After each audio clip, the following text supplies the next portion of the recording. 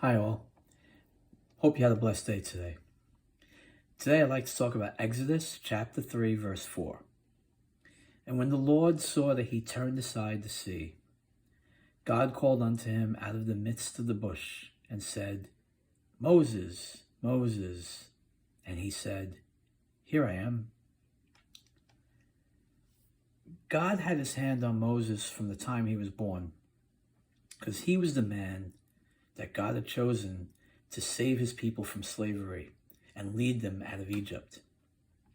He was also the man through whom God would make a covenant with his people.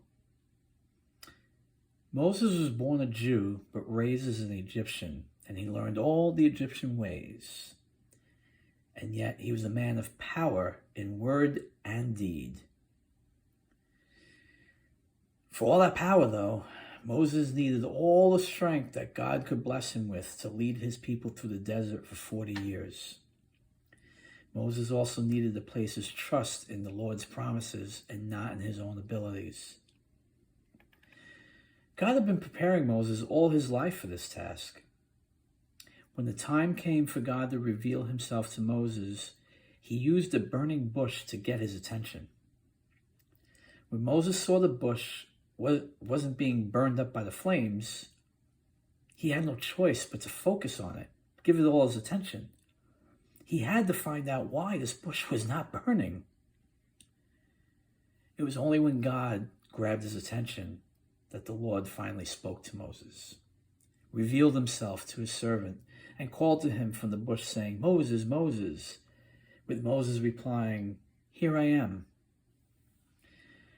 There are a number of times when God called the name of his servants twice: Samuel, Simon, Abraham, Jacob, Saul, and Moses. He called them each by their name twice. Now, God doesn't call all of us in the same way.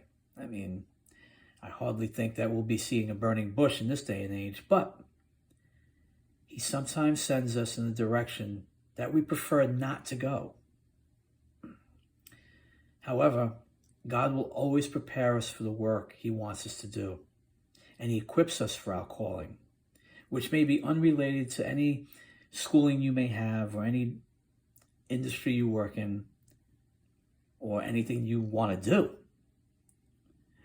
And although there may be times when we disobey him because we want to go our own way,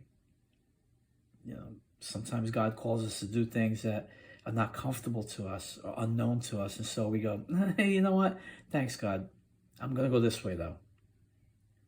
He'll always get us back on path. He'll always prepare us and direct us in the way that he wants us to go. But we need to listen to his voice.